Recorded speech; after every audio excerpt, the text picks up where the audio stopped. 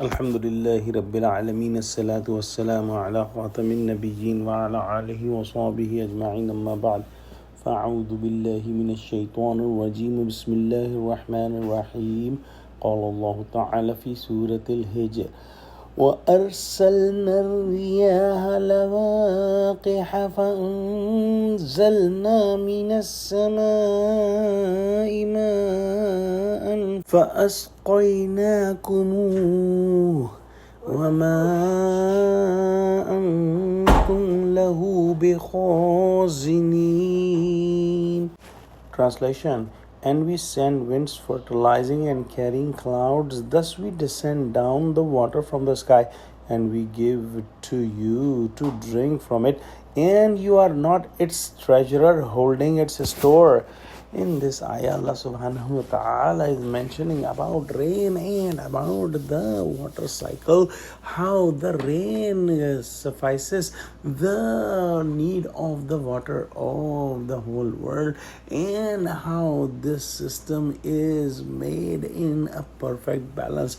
As we see that the water vapors ascend from the skies and other water bodies to form clouds, and then these clouds are carried by the rains to different areas, and then Allah subhanahu wa ta'ala makes these clouds to rain, and the water from the rain is gathered in the streams and in the water bodies like lakes and so forth, and also water goes down inside the ground, and underneath there is water that can be achieved by digging the wells, and this whole water cycle is controlled by Allah subhanahu wa ta'ala.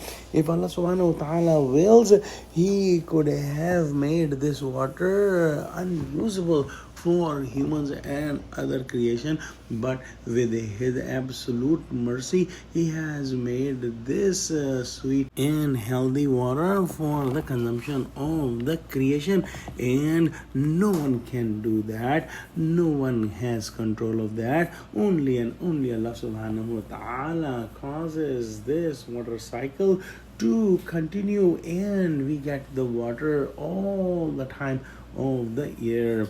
No scientist, no country, no one has the total control of this water cycle.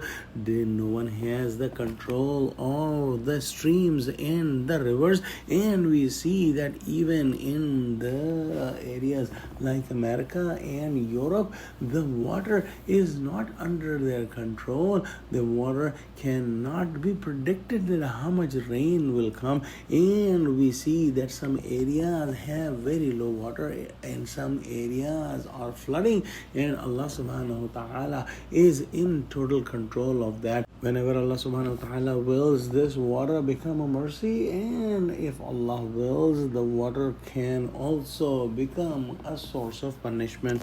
Some may say that today there is concept of artificial rain. However, if we study about artificial rain can only be effective 10 to 30% of the time, and it can only work if there are already clouds.